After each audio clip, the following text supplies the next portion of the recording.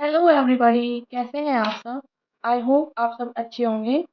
मैं जानती हूँ कि जो लोग जुड़े हैं मेरे साथ, उनको लग रहा होगा कि मैंने चैनल शुरू किया लेकिन फिर गायब हो गई। तो यकीन मानिए ये कि मैं गायब नहीं हुई थी। बस थोड़ी क्लैरिटी चाहिए थी मुझे इन सब चीज़ों को लेकर के, और मैं खुद को और पॉलिश करना चाहती थी, जिससे मैं और गहराई से आप सबकी मदद कर सकूँ। कुछ नई स्किल्स पर काम करना था, तो उसके लिए भी मुझे टाइम चाहिए था, तो उसके साथ रीडिंग्स हो नहीं पा रही थी। लेकिन मैं अब आ गई हूँ, और आई होप आप सबके लिए रेगुलर रीडिंग्स मैं दे पाऊँ डिवाइन की हेल्प से। तो चलिए शुरू करते हैं आज की रीडिंग। तो मैं बता दूँ कि आज की रीडिंग जो होने वाली है वो आपके इनर चाइल्ड के इश्यूज़ के लिए होने वाली है। हम इस रीडिंग में जानेंगे कि आपका प्रेजेंट में इनर चाइल्ड का इशू क्या है, और उस इशू में होने में क्या-क्या चीज़ें ऐसी हैं जो इस इशू को क्रिएट कर रही हैं। तो वो इशू जो हो सकता है वो आपके अंदर का भी हो सकता है, जो इन आपके इनर चाइल्ड को प्रॉब्लम क्रिएट कर रहा है, या फिर वो आउटर वर्ल्ड का भी, जो चीज़ें आपको दिख रही हैं, आपके आस-पास की जो चीज़ें घटित हो रही हैं, वो उसका भी इन्फ्लुएंस पड़ सकता है। और उसके बाद फाइनली हम जानेंगे कि जो ये इश्यू है, इससे आप अपने इनर चाइल्ड को कैसे हील कर सकते हैं, कैसे प्रोटेक्ट कर सकते हैं, इस इश्यू को कैसे रिज़ॉल्व कर सकते हैं। और फाइनली जब हम ये जो हीलिंग, जो भी हमें डिवाइन की गाइडेंस मिलेगी, उससे जो भी हमें पता चलेगा कि हम इनर चाइल्ड के इश्यू को कैसे हील करना है, तो देखेंगे कि उस हीलिंग का आपके इनर चाइल्ड के ऊपर क्या इम्पैक्ट पड़ रहा है। तो मैं बता दूँ कि ये रीडिंग जनरल रीडिंग होने वाली है, और इसमें बहुत ही डायरेक्ट मैसेज, शॉर्ट होंगे लेकिन डायरेक्ट मैसेज होंगे। तो हो सकता है कि आपको ये रीडिंग 2-3 बार देखनी पड़े। होता है ना कि जब हम एक बार देखते हैं तो कुछ चीज़ें समझ में आती हैं, दोबारा देखते हैं तो और कुछ चीज़ें समझ में आती हैं, उसी तरह से। तो चलिए शुरू करते हैं। Thank you divine, thank you. Please बताइए, जनरल रीडिंग होने वाली है, इसमें जो भी लोग मुझे फॉलो कर रहे हैं, जो भी देख रहे हैं, उनके इनर चाइल्ड के इश्यूज़ क्या हैं? क्या ऐसी चीज़ें हैं जो उनको इम्पैक्ट कर रही हैं? उनके इनर इम्पैक्ट्स क्या हैं, आउटर इम्पैक्ट्स क्या हैं, और उनको किस हीलिंग की ज़रूरत है? Thank you so much.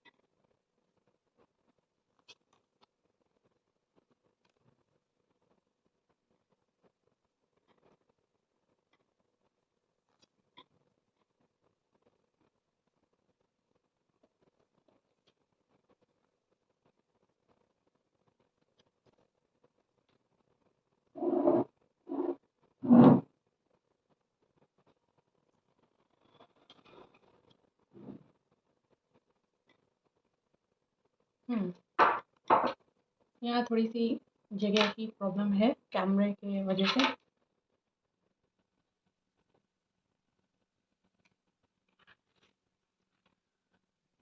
यहाँ पर ऐसा लग रहा है जैसे कोई स्टक है। कोई भी काम हो, उसके 80% 90% उसको किया जाता है, और उसे फिर अधूरा छोड़ दिया जाता है, जिससे आगे चल कर के फिर शैडो क्रिएट होता है, बर्डन क्रिएट होता है। और यहाँ पर जब भी आपको कोई क्रिएटिविटी बचपन में अच्छी लगती थी, आपको तुरंत दूसरी एक्टिविटी या दूसरी चीज़ों को करने के लिए कहा जाता था।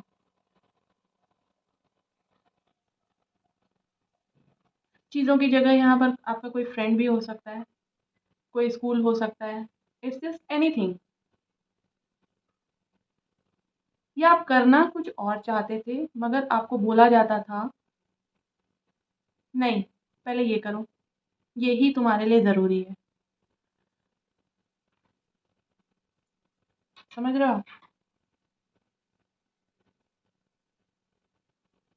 मतलब जैसे कि किसी चाइल्ड के इनर क्रिएटिविटी जो होती है ना बचपन में, जिसको शेप दिया जाता है, नए-नए एक्सपीरियंसेस दिए जाते हैं, तो उसको ही जैसे मार दिया गया है। इसका इम्पैक्ट ये पड़ रहा है कि आप कोई चीज़ अब कंप्लीट होती ही नहीं है आपकी। आप स्टक हुए पड़े हो, सक्सेस मिल ही नहीं रही है, फ़ोकस ही नहीं बैठ रहा है कि हाँ, मैं ये चीज़ भी कर लूँ।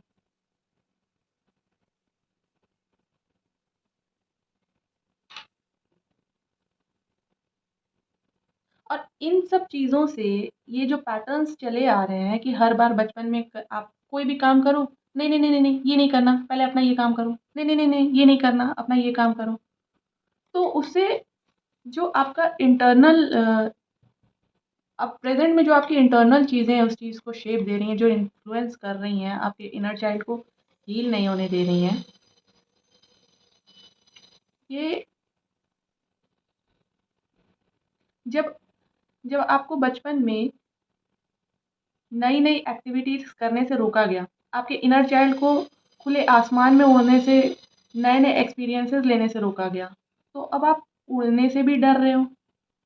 आपके अंदर पोटेंशियल है, खुला आसमान है, पिंजरे से बाहर जा सकते हो यहाँ, मगर धारणा बन गई है कि नहीं, मुझे करना चाहिए कि नहीं करना चाहिए, मैं कर पाऊंगी या कर पाऊंगा, खुद पर ही है, जैसे भरोसा खत्म हो गया हो आपका। जबकि आपके डिवाइन यहाँ हैं, बैठे हुए हैं, वो बोल रहे हैं कि बस थोड़ा सा एफर्ट लगा लो, तुम कर सकते हो, मगर कहाँ से करोगे?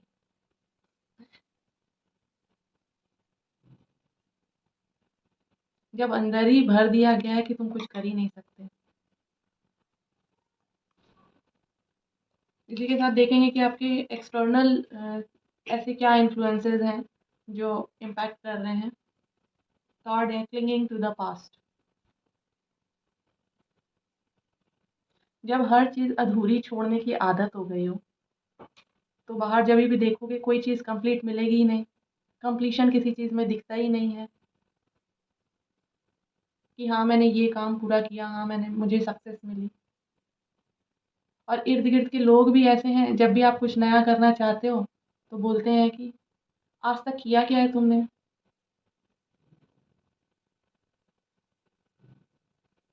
जो नया कुछ मत फाँदो, या नया कुछ करने की तुमको ज़रूरत क्या है? पहले जो चीज़ें पुरानी हैं उनको तो कंप्लीट करो। वही, वही पुराने हैं। बताओ ज़रा, आज भी प्रेज़ेंट सेल्फ को वुंडेड करने में लगे पड़े हैं लोग आपके। अरे भाई, तुम लोग उसे कुछ करने तो दो। पास्ट में भी अपने हिसाब से आपकी साइकी को शेप कर दिया और आज भी अपने हिसाब से नचा रहे हैं।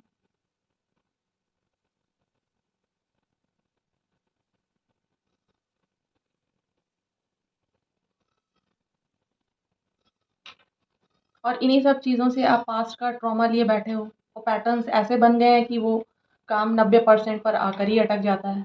काम पूरा होगा कैसे? सक्सेस मिलेगी कैसे?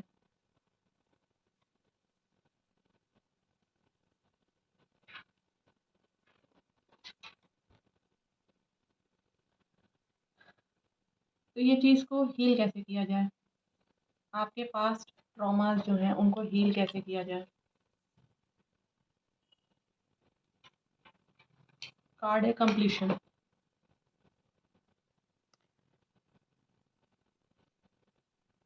आप सबसे पहले तो अपने दिमाग से ये निकाल दो कि आप कुछ कर नहीं सकते, और इस चीज़ के लिए आपको अपने नाउ मोमेंट में रहना पड़ेगा। कि जभी भी आपको आपके इर्द-गिर्द के लोग बोलें कि अरे तुम ये नहीं कर सकते, तुम ये कर पाओगे कि नहीं कर पाओगे, तुम नई चीज़ क्यों फाँद रहे हो? तुरंत, तुरंत आप उनको टोकिए। ये मैं डिसाइड करूँगा कि मैं ये कर पाऊँगा कि नहीं। तुम अपनी लाइफ़ देखो ना भाई। हो सकता है कि ये आपके माँ-बाप हों, तो उनको आप इस तरह से जवाब नहीं दे सकते। आप उनको पोलाइटली बोलोगे ना तो ये आपको देखना है कि आप उनको कैसे जो है रोकते हो इन पैटर्न्स पर, इन चीज़ों को बोलने से। जब ऐसा आप बोलना शुरू करोगे, लोगों को लोगों को चुप कराओगे, अपने लिए जो भी आपके लिए जो भी चीज़ें वो क्रिएट कर रहे हैं, जो भी अ, मैनिफेस्ट कर देते हैं वो लोग बोल कर के कि अरे तुम ये नहीं कर पाओगे। पहले तो उसको टोकना शुरू करिए, उसके लिए अपने लिए आवाज़ उठानी शुरू करिए। तो होगा क्या कि अगली बार उनको भी बोलने में हिचक होगी। तो सबसे पहले तो एक्सटर्नल वॉइस जो है, जो आपके इनर चाइल्ड को वुंड दे रहे हैं जो लोग, उनका मुँह बंद करिए। उनको बोलना, उनको जवाब देना शुरू करिए। और सबसे पहले तो अपनी चीज़ों को शेयर करना बंद करिए कि हाँ, कोई भी चीज़ शुरू करने जाते हो, आप 10 जगह ढिंढोरा पीट देते हो कि हाँ, मैं ये करने जा रहा हूँ, मुझे ये करना है। अपने प्लान्स शेयर कर देते हो। इसको शेयर करना बंद करो। अपने प्लान्स अपने तक रखो। जब कंप्लीशन होगा तो खुद ही लोगों को पता चलेगा। पहले से क्यों बताना? क्या मिल जाएगा उनको बता कर के?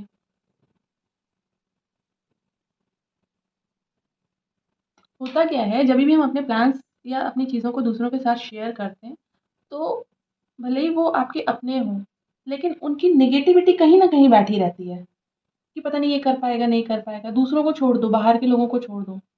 अपने घर के लोगों को जब आपके ऊपर विश्वास ही नहीं है कि आप ये कर पाओगे, तो उनसे भी शेयर क्यों करना? जितना हो सके उनसे चीज़ों को शेयर मत करो।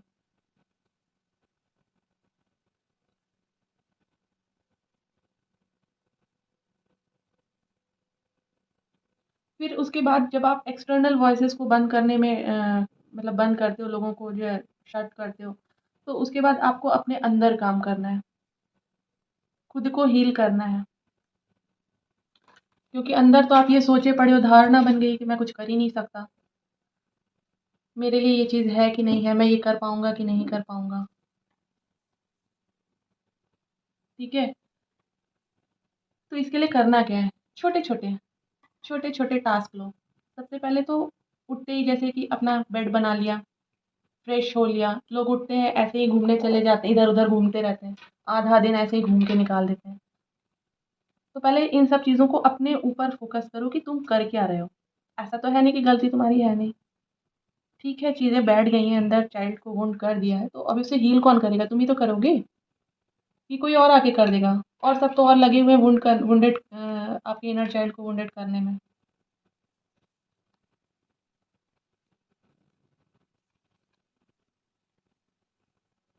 तो छोटे-छोटे टास्क लो। एक रोज़ रात में एक डायरी मेंटेन करो कि अगले दिन तुम्हें करना क्या है, उसकी टाइमिंग क्या होगी। भले ही तुमको एन्जॉय करना है, तुमको मूवी देखने जाना है, उसका भी टाइम लिखो। उसको उस टास्क को भी रिटन होना चाहिए आपकी डायरी में पॉइंट वाइज़ कि हाँ, मैं सुबह 6 बजे उठा, मैंने 6 से 7 फ्रेश हुआ, 7 से 8 मैंने कुछ योगा प्राणायाम वगैरह कर लिया। फिर उसके बाद जो भी आपका डेली रूटीन हो, वो रिटन होना चाहिए। और रात में शाम को आप उसको चेक करोगे कि इसमें से मैंने क्या-क्या काम कंप्लीट किया और उस पे टिक लगाओगे। जो काम बच गया उसको कट करोगे, अगले दिन के शेड्यूल में डालोगे उसको। इससे होगा क्या? इससे आप देखोगे कि पहले तो आप इसको लॉन्ग टर्म में मत सोचो कि हाँ, मुझे ज़िंदगी भर ऐसा करना है। नहीं, 21 डे का चैलेंज लेके चलो, 21 डे।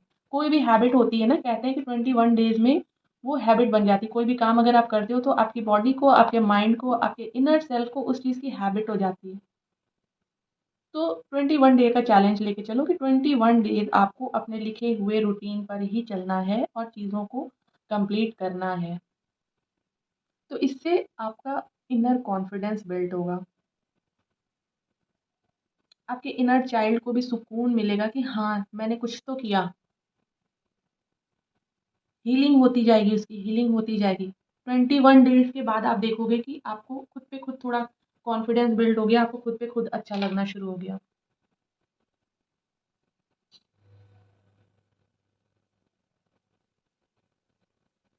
ठीक है? अब इसका इम्पैक्ट क्या होगा? जब आप ये चीज़ को लेकर के चलते हो, 21 डेज़ का चैलेंज लेके चलते हो, खुद की इनर चाइल्ड की हीलिंग करते हो, आप अपने इनर सेल्फ को हील करते हो, तो उसका इम्पैक्ट क्या होगा? Moment to moment. जब आपका इनर चाइल्ड हील होगा, तब आपका खुद पर खुद फ़ोकस बढ़ेगा अपनी चीज़ों को लेकर के। जब आपके छोटे-छोटे टास्क कंप्लीट होने लग जाएँगे, तो आप खुद पे खुद नाउ मोमेंट में रहने लगोगे। अरे! ये काम बाकी है, तुरंत करो। प्रोक्रास्टिनेशन छूट जाएगा, जो चीज़ों को आप टालने की भी अगर आपकी हैबिट होगी, वो छूट जाएगी। तो जब आप ऐसा काम करने लगोगे, अपने छोटे-छोटे काम, छोटी-छोटी इन सब चीज़ों को हील करने लगोगे, तो आप देखोगे कि आपका किसी चीज़ के बारे में सोचने से पहले आप देखोगे कि जैसे कि अगर ये काम मुझे करना है, अगर आपकी उसकी सोच भी आ रही है ना, तो उसके पहले वो काम आपका कंप्लीट हो जाएगा।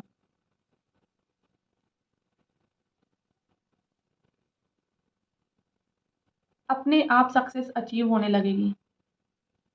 फिर जो आपके इर्द-गिर्द के लोग हैं ना, ये क्या बोलते हैं, क्या करते हैं, इससे आपको कोई फ़र्क नहीं पड़ेगा।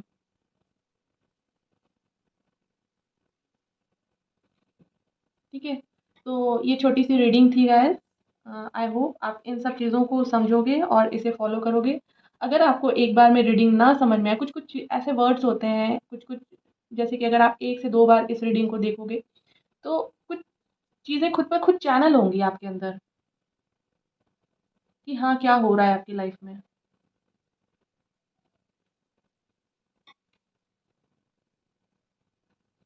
ठीक है, तो इसी के साथ मैं ये रीडिंग को इस रीडिंग को ओवर करती हूँ गाइज़। आई होप आपको ये रीडिंग हेल्प करेगी। रेज़ोनेट जिनके साथ करे वो प्लीज़ चैनल को लाइक करें, शेयर करें, सब्सक्राइब करें इस रीडिंग को।